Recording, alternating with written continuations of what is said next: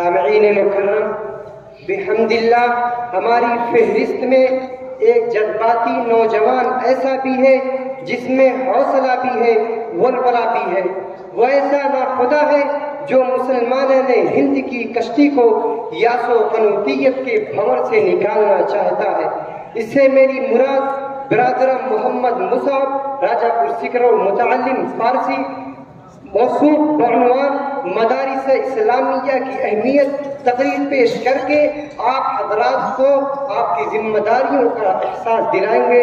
موصوف تشریف لائیں۔ الحمدللہ رب العالمین والعاقبۃ للمتقین والصلاة والسلام علی رسولہ محمد وآلہ واصحابہ اجمعین۔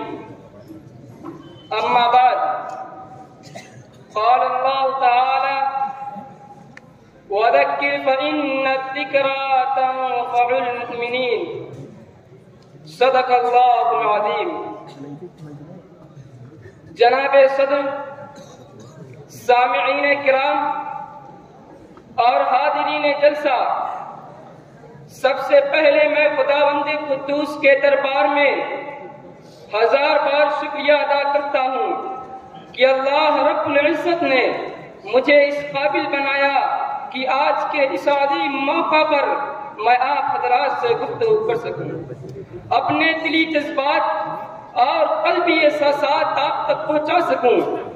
آج کے اس پروگرام کے موقع پر جو مسلمانوں کا ترجمان اور پوری ملت اسلامیہ کی نمائندگی کرتا ہے، آج کے اس سنہرے موقع سے فائدہ اٹھاؤں اور صاف طور سے آپ حضرات کو بتلا دوں کہ آپ جو یہاں اکٹھے ہوئے، سر جوڑ کر بیٹھے، دور دراز کا سفر کیا، اپنا قیمتی وقت صرف کیا، اپنے آرام کو تجا اور راحت کو قربان کیا، آپ کا اس طرح بیٹھنا، ایسی دینی محفلیں قائم کرنا، ایسے پروگرام منعقد کرنا اور اس میں شرکت کرنا بڑا اہم اور مبارک فریضہ ہے۔ اس سے امت کی ساکھ اور ملی تشخص قائم رہتا ہے۔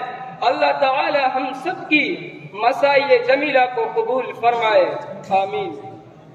حضرات گرامی، آج کے اس پروگرام کے موقع پر میں مدارس اسلامیہ کی اہمیت و افادیت پر روشنی ڈالنا چاہتا ہوں کہ یہ مدارس جو اس وقت آپ حضرات کے سامنے ہے، بہت سے جھوپڑیوں اور چھپروں کی شکل میں، کوئی قلعے کی شکل میں، کہیں بہترین اور شاندار عمارتوں کی شکل میں، دراصل یہ سب اسلام کے مضبوط قلعے ہیں، دین کے آہنی حصار ہے، ان سے ملت کا تشخص قائم ہے، یہ امت مسلمہ کے دھڑکتے دل ہے، یہ اسلامی کلچر و ثقافت کے آئینہ دار ہیں، یہ اخلاق و ایمان اور اخلاص و روحانیت کے سرچشمے ہے۔ یہاں مردہ دلوں کو زندگی ملتی ہے، یہاں پیاسوں کو سرابی ملتی ہے، یہااں طلبہ کے قلوب میں اخوت و ہمدردی اور مساوات و رواداری کی تخم ریزی کی جاتی ہے۔ اور سب سے بڑی بات تو یہ ہے، یہاں طلبہ کے افکار و اقدار صحیح کرائے جاتے ہیں، ان میں فکر آخرت پیدا کرنے کی کوشش کی جاتی ہے اور آنے والی زندگی کے لیے انہیں ٹریننگ دی جاتی ہے۔ میرے محترم دوستو، بہت سے حضرات سے حقیقت سمجھتے ہیں کہ دنیا بہت ترقی کر گئی، اس میں بہت سی چیزیں ایجاد ہو گئی، اس کی بھی کوشش ہو رہی ہے کہ سورج، چاند اور سیاروں کو بھی اپنے قبضے میں کر لیا جائے، طرح طرح کے انکشافات ہو رہے ہیں، اور اس سائنسی ایجادات نے تو بہت سی چیزوں کا انکار بھی کر دیا ہے، لیکن آپ حضرات سوچ کر اپنے دل پر ہاتھ رکھ کر خدا را مجھے بتائیے کہ قبر کی اس 2 گز زمین کے ٹکڑے کا بھی کسی نے انکار کیا ہے؟ موت کے وقت کو کسی نے 2-4 گھنٹے کے لیے مؤخر کیا ہے؟ سانس کی رفتار پر بھی کسی کا قابو ہوا ہے؟ زندگی بھی کوئی دوبارہ واپس لا سکا ہے؟ گزرے ہوئے لمحات بھی کسی کے بس میں ہے؟ ان سب کا جواب آپ حضرات یہی دیں گے کہ یہ نہ کسی سے ہوا ہے اور نہ قیامت تک ہو سکتا ہے۔ جب ہمیں اس بات کا یقین ہے کہ ہمیں مرنا ضرور ہے، مر کر حساب و کتاب بھی ہونا ہے، جس نے زندگی دی ہے وہ زندگی کے بارے میں سوال کرے گا، اپنی ان نعمتوں کے بارے میں پوچھے گا، قبر میں بھی سوال و جواب ہونا ہے، ان سوالات کے جوابات، ان کی مشق و تمرین اور ٹریننگ میرے محترم دوستوں مال و دولت، بہترین دنیوی کالج اور بڑی بڑی یونیورسٹیاں نہیں دے سکتی۔ ایوان حکومت اور ماہرین قانون اس کے جواب سے قاصر ہے۔ اگر یہ جواب مل سکتا ہے انہی مدارس و مکاتب سے، اگر یہ سبق حاصل ہو سکتا ہے انہی پوریوں پر بیٹھنے والے علماء کرام سے، اور اگر اس ابدی زندگی میں رستگاری مل سکتی ہے تو انہی فرقہ پوشوں اور ذکر اللہ میں مشغول ہونے والے حضرات سے۔ کسی شاعر نے کہا ہے، نہ پوچھ ان فرقہ پوشوں کی، نہ پوچھ ان فرقہ پوشوں کی، ارادت ہو تو دیکھ ان کو، ید بیضا لیے بیٹھے اپنی آستینوں میں۔ اور کسی شاعر نے کمال عقیدت و ارادت کو ملحوظ رکھتے ہوئے سچ کہا ہے، ترے دامنی پہ شیخ ہماری نہ جائیو، ترے دامنی پہ شیخ ہماری نہ جائیو، دامن نچوڑ دیں تو فرشتے وضو کریں۔ اس لیے اس سدا بہار زندگی کے لیے جہاں ہمیشہ ہمیشہ رہنا ہے، اس کی تیاری کے لیے، عقائد و افکار صحیح اور سنوارنے کے لیے ان مدارس کا ہونا ناگزیر ہے۔ حضرات، اس وقت جو چپا چپا پر مکاتب و مدارس قائم ہے یہ بہت بڑی نعمت ہے۔ یہ مدارس پوری سوسائٹی اور سماج کا مکھن ہے۔ یہ اللہ اور اس کے رسول صلی اللہ علیہ وسلم سے آشنا کرنے کا ایک ذریعہ ہے جو ہمارا اور آپ سب کا حقیقی مقصد ہے۔ اس لیے ہمارا اور آپ کا تعلق بھی ان سے ایسا ہی ہونا چاہیے جیسے جسم کا روح سے، آفتاب کا روشنی سے اور پھولوں کا خوشبو سے۔ اگر یہ تعلق آپ کا قائم ہے تو سمجھ لیجئے کہ جسم اور روح دونوں زندہ ہے۔ اگر یہ تعلق ختم ہوا تو پھر خدا ہی ہمارا حافظ ہے۔ محترم دوستوں، بہت سے حضرات یہ کہتے ہیں ان مدارس سے کیا ملتا ہے، ان سے نوکری نہیں ملتی، ان سے ڈگریاں حاصل نہیں ہوتی۔ یہاں کے افراد قوم کے اوپر بار ہیں، ان میں شعور و بیداری پیدا نہیں ہوتی، وہ ٹیکنیکل لائن میں آگے نہیں بڑھتے۔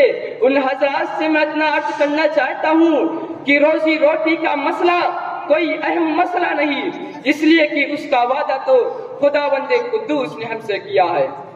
وَمَا مِن دَابَّةٍ فِي الْأَرْضِ إِلَّا عَلَى اللَّهِ رِزْقُهَا، اور دوسری جگہ ارشاد فرمایا ہے خَلَقَهُ فَقَدَّرَهُ ثُمَّ السَّبِيلَ يَسَّرَهُ۔ اور یہ بھی طے شدہ بات ہے کہ روزی کا تعلق قسمت سے ہے، عقل سے نہیں۔ اگر اس کا تعلق عقل سے ہوتا تو بے وقوف بھوکوں مر جاتے۔ لیکن نظام قدرت بھی عجیب ہے، اس لیے مسلمانوں کا اصل مسئلہ اور مقصد زندگی پیغام خداوندی ہے، دعوت و ارشاد ہے۔ اس کاروان سفر میں رہ کر اپنی ابدی زندگی سنوارنا ہے، آخرت کی فکر کرنا ہے۔ اس بارے میں اسلام اور قرآن کے ارشادات مکمل واضح ہیں۔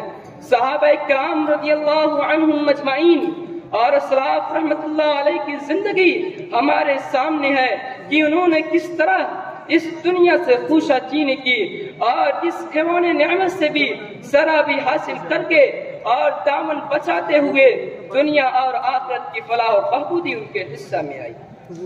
حضرات، یہ مدارس دراصل اسلامی چھاونیاں ہیں، ان کے سائے میں زندگی ملتی ہے، افکار کی پن کلیاں چھٹتی ہیں، افکار کے پھول کھلتے ہیں، قرآن و حدیث کے سائے میں زندگی پل کر جوان ہوتی ہے۔ ان مدارس کے ذریعہ زندگی کا صحیح حل تلاش کیا جاتا ہے۔ اس لیے ضرورت ہے، وقت کا تقاضا ہے کہ ہم ان مدارس سے وابستہ ہوں، اپنا تعلق قائم کریں، ان کی اعانت کریں، ورنہ یہاں بھی یورپ کے میخانوں کا نظارہ ہو سکتا ہے۔ علامہ اقبال مرحوم نے دورے یورپ کے بعد کہا تھا، ان مدارس کو یوں ہی رہنے دو ورنہ یورپ کے میخانے دیکھ آیا ہوں، وہاں کا نظارہ میں نے کیا ہے۔ الہاد و زندگاں کی تصویر پیش کرتا ہے، ہر طرف کردار کشی کی مہم ہے، ہر طرف فکر گستاخ کا سیلاب ہے۔ اس لیے تمام حضرات سے درخواست ہے کہ ان مدارس کا گام بگام ساتھ دیں اور ہر طرح سے ان کا تعاون کریں۔ اللہ تعالی ہم سب کو دین و اسلام کی اہمیت کی توفیق عطا فرمائے، آمین۔ کہ علم کے ساتھ عمل کی بتے قوت یا رب، علم کے ساتھ عمل کی بتے قوت یا رب، اور توفیق کے مشقت سے بھی حصہ دے دے. پھر ہو فاران کی چوٹی سے صدا کوئی بلند، پھر سے آواز محمد کو بھارا دے دے. وآخر دعوانا الحمدللہ رب العالمین.